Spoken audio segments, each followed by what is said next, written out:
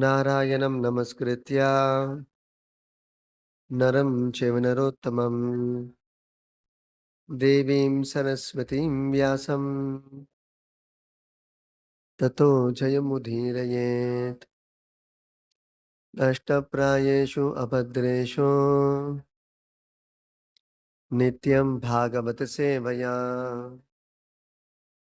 भगवत्युत्तमश्लोके भक्तिर्भवति नैष्टिकी। Reading from Srimad Bhagavatam, Canto 10, Chapter 2, Praised by the Demigods, Text 38. Dishtya Hare Asyaha Bhavataha Padaha Bhuvaha Dishtya Haresya Bhavata Pado Bhuvo Bharaha Apanitaha Tava Janmana Ishituhu Bharopanitastam Janmane Shituhu Dishtya Ankitam Tvatpadakaihi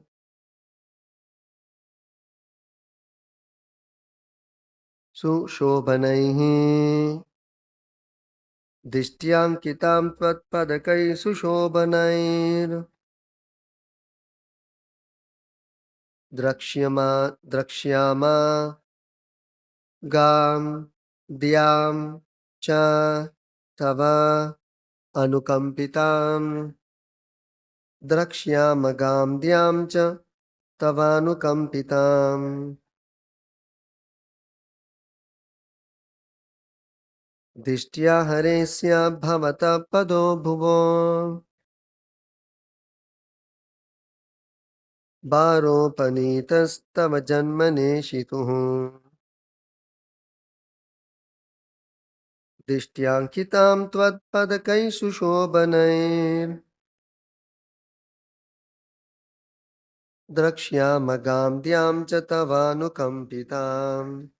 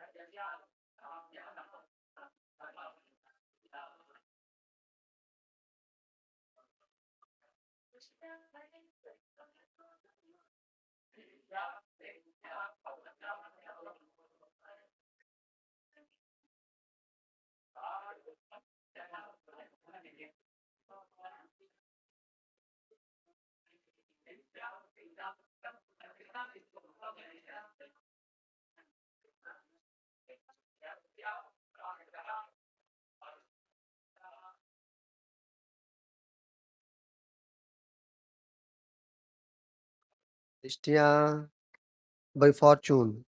Hare, O Lord, Asyaha of this world, Bhavataha of your lordship, Padaha of the place, Bhuvaha on this earth, Bharaha the burden created by the demons, Apanitaha now removed, Tava of your lordship, Janmana by appearance as an incarnation,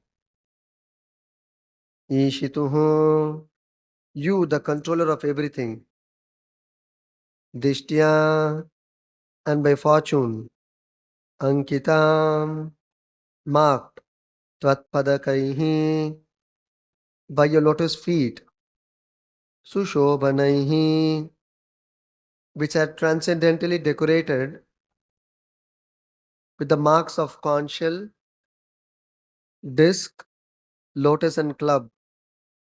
Drakshyama, we shall surely observe. Gam, upon this earth. Dhyamcha, in heaven also.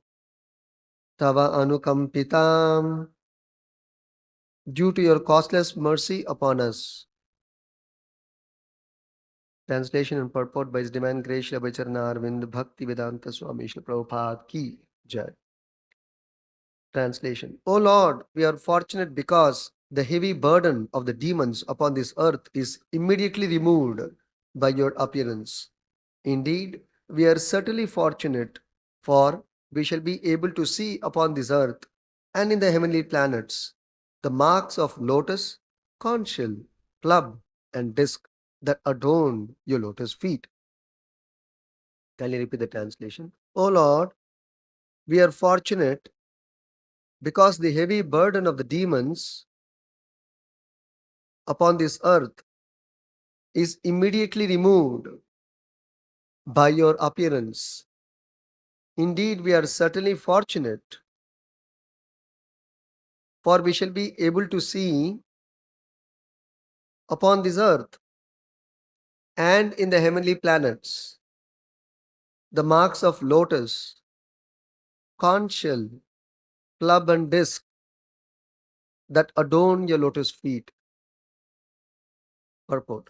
The soles of the Lord's lotus feet are marked with Shankha, Chakra, Gada, Padma, conch shell, disc, club, and lotus, and also by a flag and thunderbolt. When Krishna walks on this earth or in the heavenly planets, these marks are visible wherever he goes.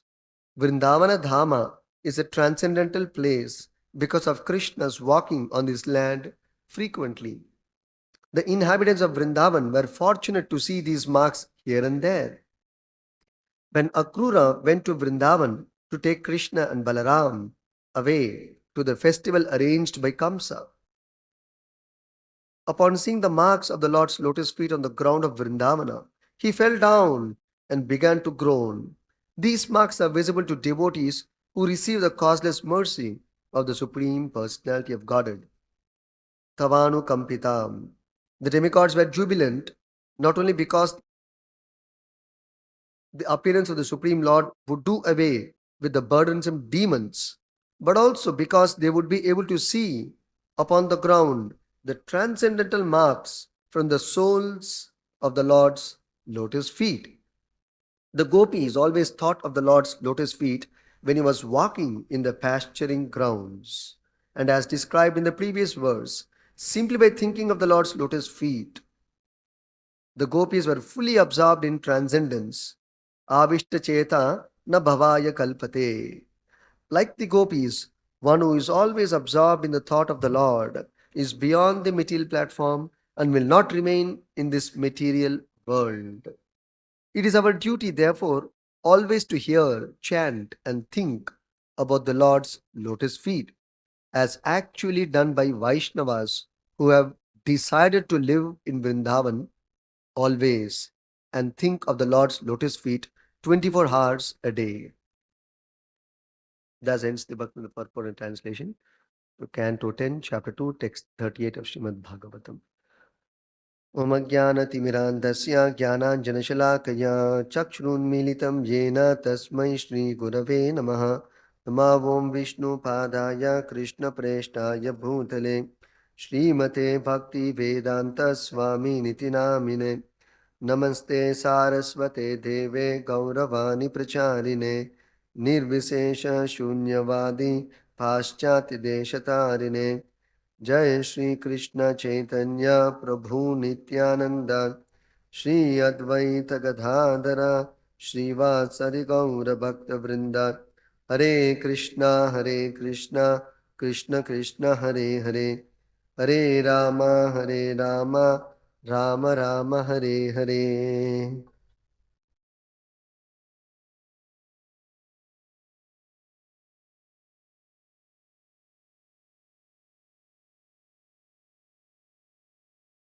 In this verse, the Devatas are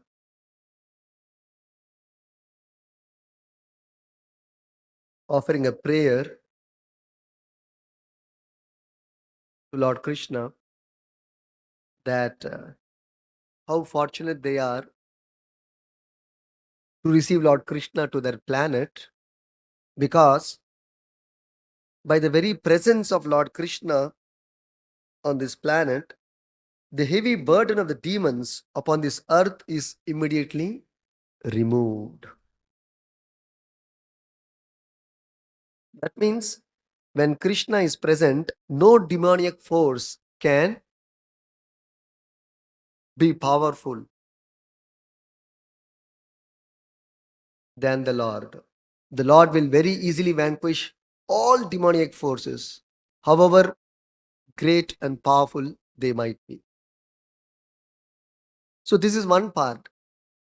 But the Devatas are feeling more fortunate because killing demons is one part of Krishna's duty when he comes to this world. The second part is the Devatas are feeling even more fortunate because they can see the impression of the Lord's lotus feet upon the earth and even in the heavenly planet as he walks in the earth and in the heavenly planet when he comes down to perform his Leela.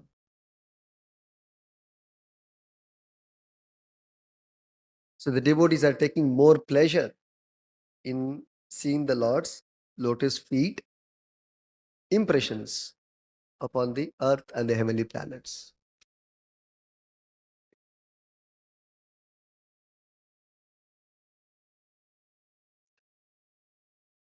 So now dealing with the first part, how the devatas are feeling very fortunate and very relieved from uh, the trouble created by the demons, both in the earth and in the heaven.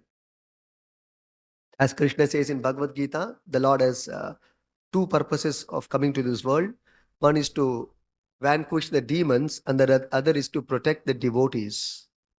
And of the two, the Lord coming to this world for the sake of his devotees is actually his primary concern. And by the by, when the Lord comes to please his devotees by his presence in this world, by the by, the Lord will kill the demons.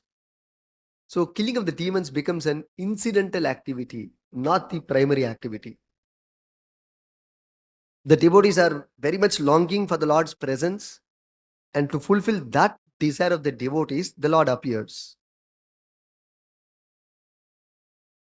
As far as the devotees are concerned, actually they have no fear from the demons because they're very confident of the Lord's protection. As described in the Bhagavatam, Narayana Parasarve na kutaschana bibyati swargapavarka narakeshu apitulyartha darshinaha.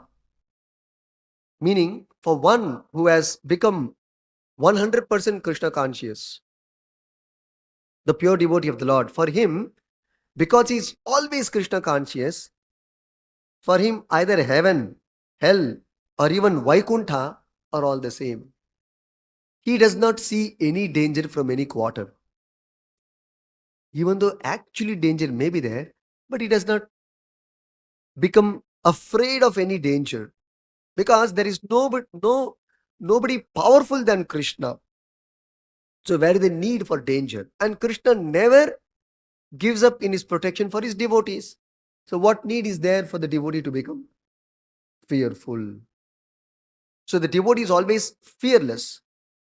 In fact, the symptom of a true devotee is he is fearless. Like we have our Acharya's name, Srila Prabhupada's name is Abhaya Charanaravinda Bhakti Vedanta Swami. Prabhupada's father kept his name as Abhaya Charanaravinda, meaning one who is fearless, having taken shelter of the lotus feet of Krishna. So, what is the test of a devotee that he has become a devotee? We're all devotees, right? So, what is the test that we have become a devotee? The test is very simple. Have you become fearless? Having taken shelter of Krishna. If we become fearless, we have actually become devotees. This is the test. It is called self test. Like in Corona time, they had the self testing kit they used to send. I think it was about 500 rupee. So you give 500 rupee, it'll come, then you can test yourself. So like that, it's a self testing kit. Whether we become a devotee, whether we become fearless because of the able protection of Krishna. Hmm. It is not that, oh, Krishna is no doubt is very, very kind and merciful, but what to do? He has no power. No. He's powerful, but not all powerful. No. It's not like that. God is omnipotent, hmm, all powerful, unlimitedly powerful. Aishwaryasya samagrasya viryasya. What does Parashar Muni say? The Lord's virya or power is samagrasya. Completely powerful, unlimitedly powerful. So we don't have to worry whether Krishna can really fight the demons or save us from all kinds of calamities, calamitous situations and dangers and anxieties. The Lord is completely capable. That is why Srila Rupa Goswami says in Bhakti Rasamrita Sindhu, there are 6 principles of surrender. One of them he says is Rakshayastiti Vishwasaha. Rakshayasya iti Vishwasaha. One of the principles of surrender is to have complete faith that the Lord will give me total protection. And one should not doubt about this. If one has developed such faith, then he is called a surrendered soul. Otherwise, he is a sadhaka. We don't say he's not a devotee. He's a sadhaka. He's a practicing devotee. He is not perfected his devotional service. A devotee is perfect in devotional service, has no doubts about Krishna's protection.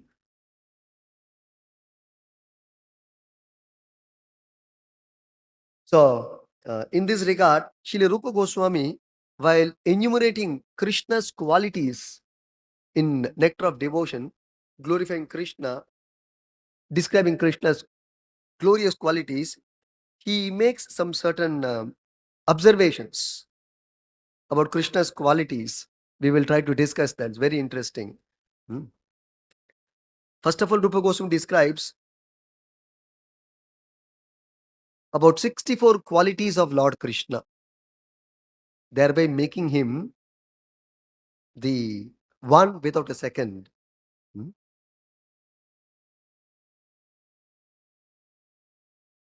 So, one of the qualities of Krishna is that Krishna is strong,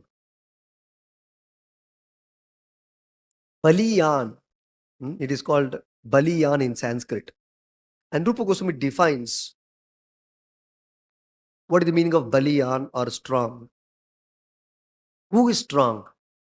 So he defines a person who has extraordinary bodily strength is said to be Baliyan or strong. In this regard, Rupa Goswami presents one example. Although there are unlimited examples, one example he presents to prove his point. See, Rupa Goswami, particularly if you see, even Krishnadas Kaviraj Goswami, if you see, whenever they make a statement, they will give a pramana. They'll give a pramana. So this is how they present Vedic literatures. Whenever you make a statement, it should be backed up by a Vedic pramana, Shabda pramana. There are 3 kinds of pramanas, and the best of them is Vedic scriptures. If you present any reference from Vedic scriptures, it is considered the highest pramana. Chaitanya Mahaprabhu also talks about this in Chaitanya Charitamrita. Among all the kinds of pramanas, Shabda pramana or Shruti pramana is the highest. I'll just deviate a bit in this regard and then come back to this discussion. In this regard, there was one nice instance during Prabhupada's time. Somebody was asking Prabhupada, what is the proof that the Lord is in the heart? What is the proof that the soul is in the heart region? What is the proof? Actually, Prabhupada asked his disciples, can you quote any proof? They were saying a lot of things. Prabhupada finally said, the proof is Ishvara sarvabhutanam hrideshe arjuna tishtati brahmayan sarvabhutani yantra rudhani mayaya. So he said that in the Bhagavad Gita, 18th chapter, Lord Krishna himself says, I am seated in everyone's heart and directing their wanderings in this material world. So the proof is the Shastra itself. Similarly, in the Upanishad, if we take, there are two references in the Upanishads, wherein the soul and the super soul of Paramatma are seated on the tree of the body upon the branch of the heart, like two friendly birds. They're seated next to each other. Atma and Paramatma are seated next to each other, like two friendly birds. But one bird is the supreme bird called the Paramatma. He is only a witnesser. He is not acting. Called the Paramatma bird. He is not acting, the super soul. But the Atma bird is acting and is experiencing or enjoying the fruits of his action in the form of either punya or papa. And this Paramatma bird is witnessing and sanctioning. Witnessing and sanctioning. Like that, the description is there. So they're in the heart region. The two Upanishads references are there. So totally three references we saw. The Prabhupada said this is the pramana. Vedic statements does not require further proof. It is the final proof. Final proof. That is the standard of Vedic scriptures. When you present any reference from scriptures, the argument will end. Till that time, you can go on arguing by your intellectual strength. You can go on arguing. You can argue, he can argue, you can argue, he can argue. But when you present a Vedic statement, argument will stop. So, like that. So, Rupa Goswami like that. And even Chaitanya Charitamrita, if you see Krishnadas Kaviraj Goswami, they, for every statement they make, they will provide a pramana.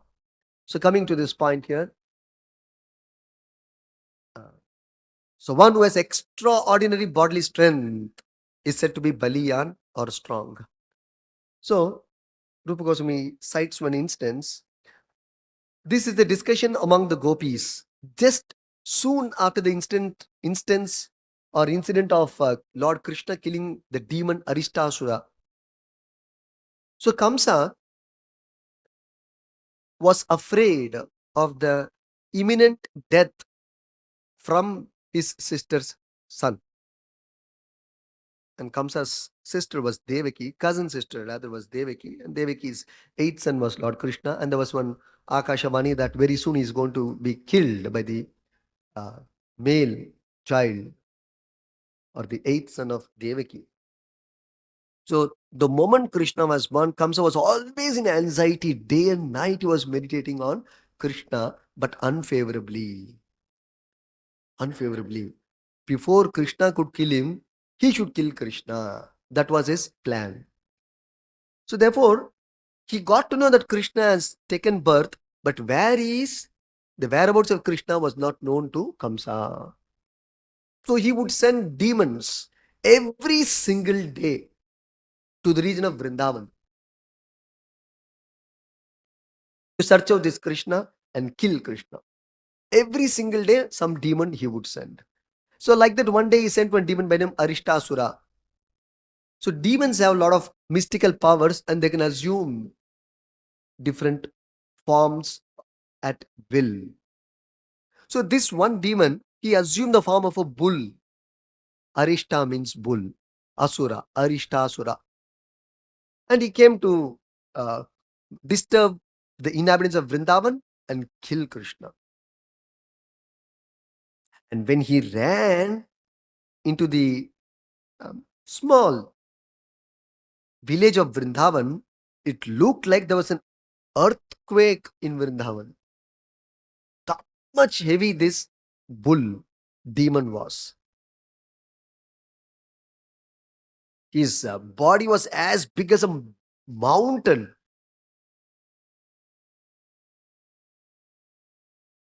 So he came with such great force. It also appeared along with the trembling of the earth. It looked like there's a big hurricane. With that force, he came running in Vrindavan. So, although it was, so the gopis are discussing after the death of Arishtasura, they're discussing among themselves how Krishna has killed Arishtasura. Although Arishtasura was stronger than a mountain, Krishna plucked him up just like a piece of cotton and threw him away without any difficulty. These are the gopis described Krishna's killing Arishtasura. Just to pick up a piece of cotton, throw it off. He threw Arishtasura like that, and then Arishtasura vomited blood and life air and lay dead on the ground instantly. This was Krishna's power. Then there was another statement where it is said, "Oh, my dear devotees of Lord Krishna, may the left hand of Lord Krishna, which has lifted Govardhan hill like a ball, save you from all dangers." See, Krishna lifted Govardhan hill just like lifting a small ball. The children play with ball, right? They just pick and they throw it like anything. So Krishna lifted the Govardhan hill just like lifting a ball in his little left finger. And this Govardhan hill was so tall that it was almost touching clouds. 5,000 years back, the Govardhan hill was present in Vrindavan. It was almost touching clouds. That was the height of Govardhan. Hanumanji came and brought it and kept it in Vrindavana for Krishna's pastimes. Imagine even Krishna's Bhakta. Krishna, Rama, Bhakta both mean the same. Hanumanji, he himself could lift it just like that and keep it there. Then his Lord, how much more powerful he will be, right? When Hanumanji carried it hundreds and thousands of miles and just brought it and left it there. Effortlessly, he flew in the sky for thousands of miles and just kept it there in Vrindavan. Effortlessly. And his Lord, how much more powerful for Krishna this must be. It's a very, very simple task to lift Govardhan. So what is this Arishtasura and these demons? Then, one more place it is said, describing another quality of Krishna as being most powerful. So Rupa Goswami defines who is considered most powerful. He says, a person who can always put his enemy into calamities is called powerful. That means I should put my enemy into trouble. Rather than he putting me into trouble, I should be putting my enemy into trouble and calamity. He is considered powerful.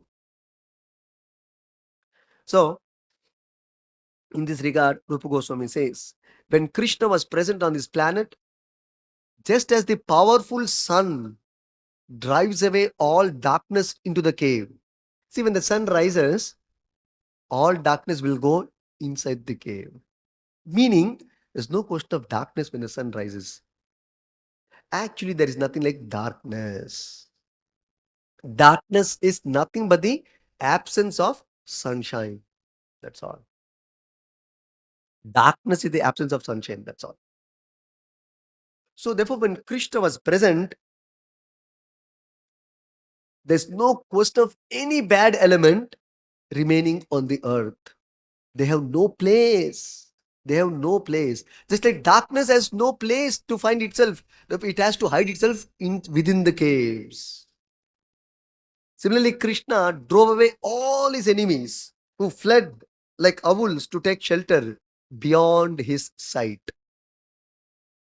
Even Parikshit Maharaj, you can see, when he was ruling the earth,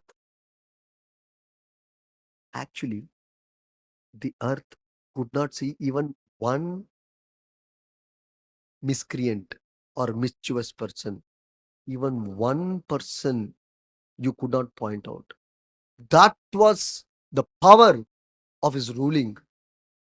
No enemies, no thieves, no rogues, no miscreants were present in the entire earth planet.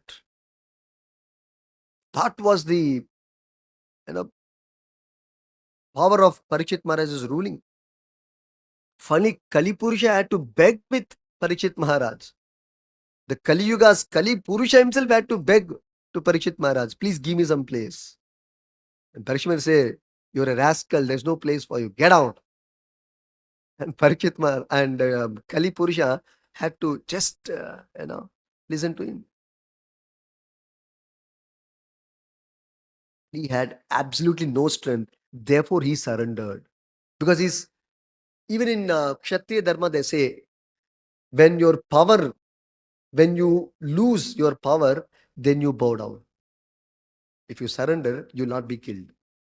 Even in those days when fighting used to happen among Kshatriyas, if the on the other side, if the king surrenders, then the king will not kill. So Kali himself surrendered to Parikshit Maharaj. That was the power of his ruling. Again, this is an example of a devotee who is so powerful, right? Similarly, we can understand that how much powerful Krishna must be, who has placed such powerful kings on this earth.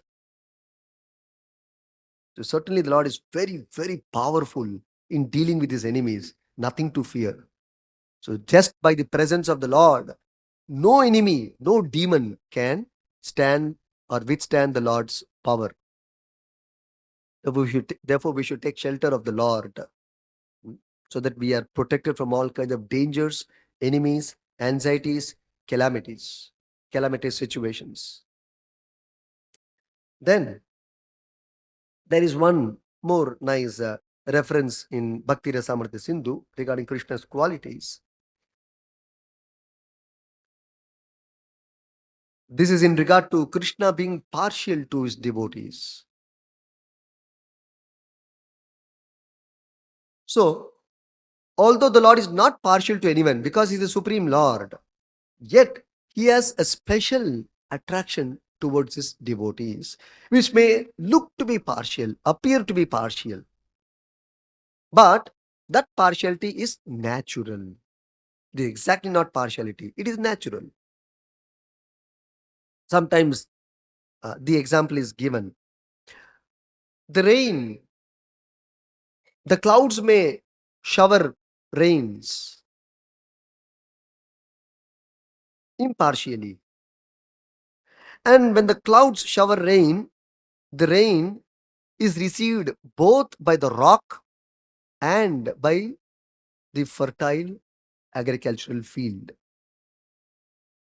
Now, the agricultural field is able to receive the benefit of that rain, but the rock is not able to receive the benefit of that rainfall. Is it the mistake of the clouds or the rain? No. It is the disposition of the rock and the agricultural field which makes it receive different benefits.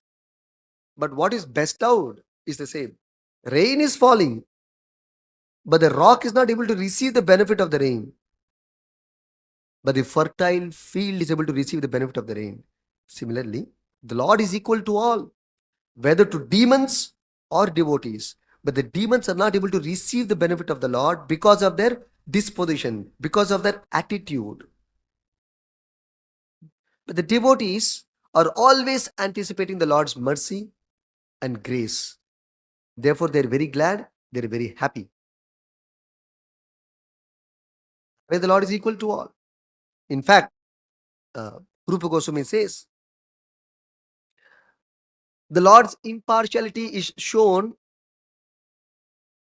or proven by the fact that even though the demons were killed by Krishna, they also attain liberation.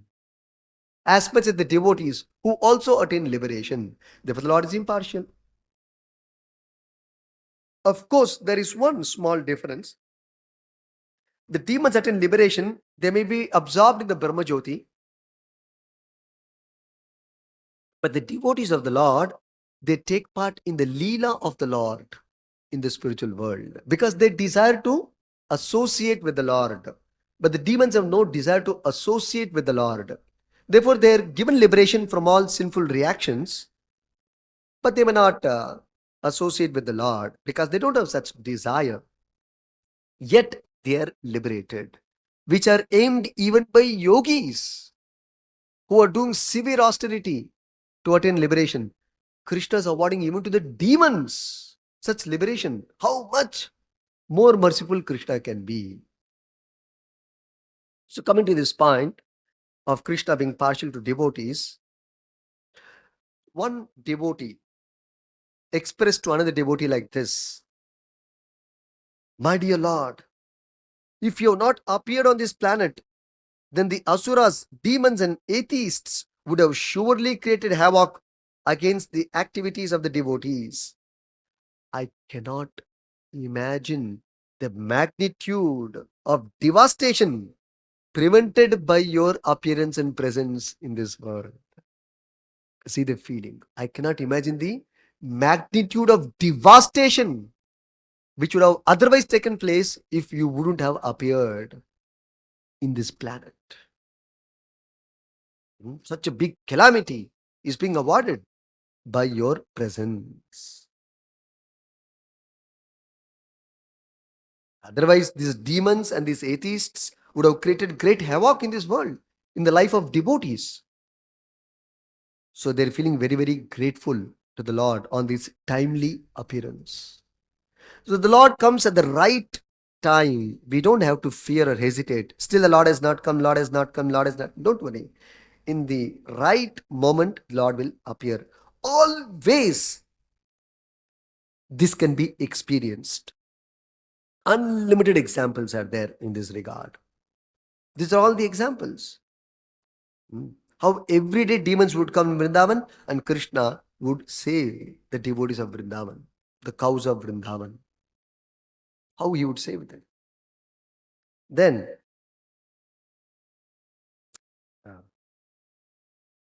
there is one more nice example given by Rupa Goswami once again in regards to Krishna's protection to the devotees.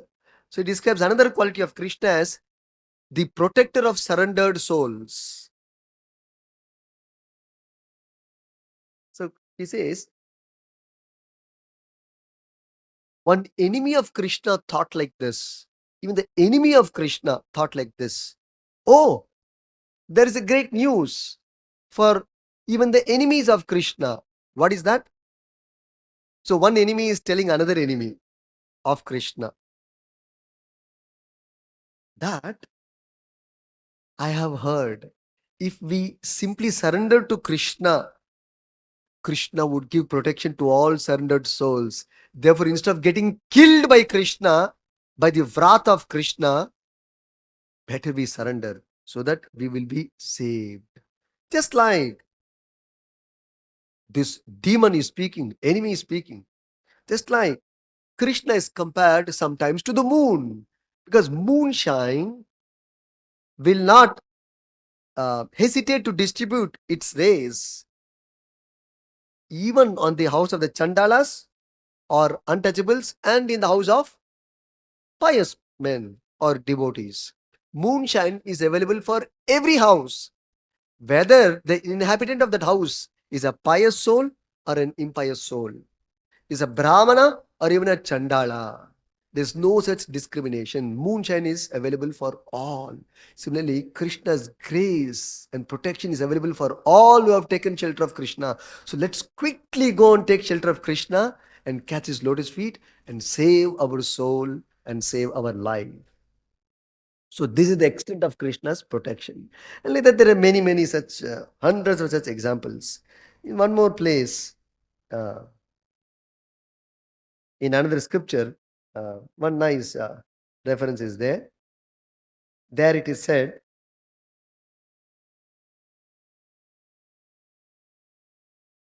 this is in Garuda Purana, quoted in Bhagavatam. This is quoted by Vishwanatha Chakravarti Thakur. It is said, Avashay napi yan namni kirtite sarva patakai puman vimuchyate satya simhatrashtair mrigair iva. So the interesting point is simhatrashtair mrigair iva.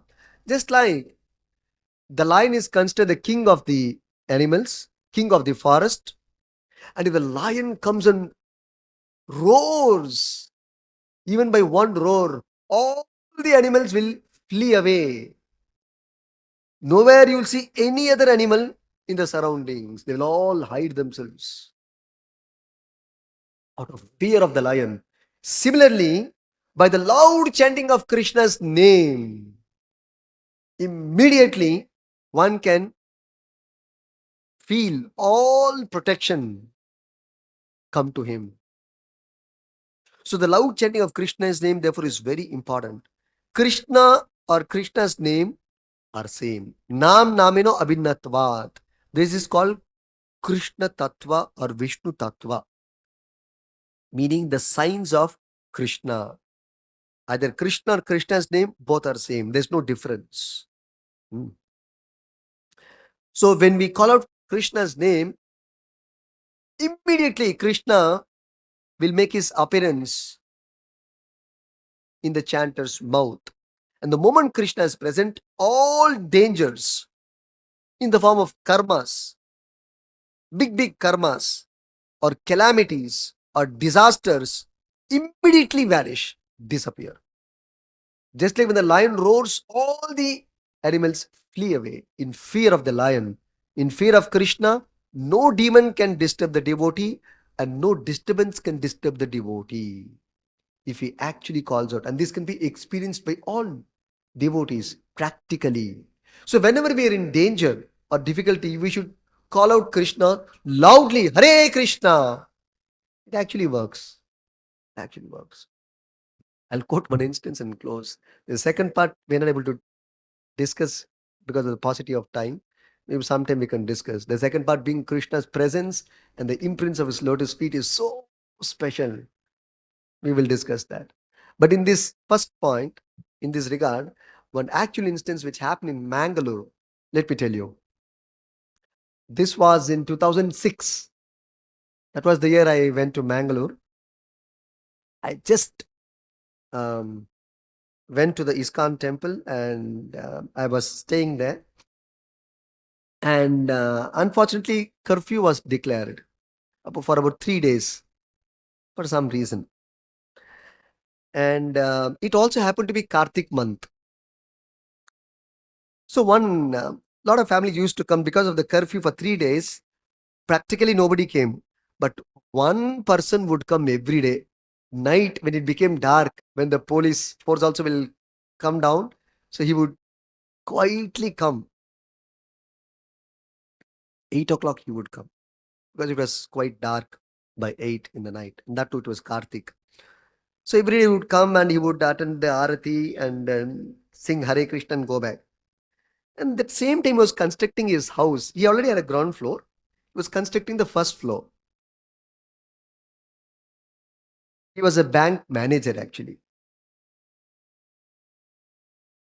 So he was overseeing the construction every evening as he would come back from his bank work.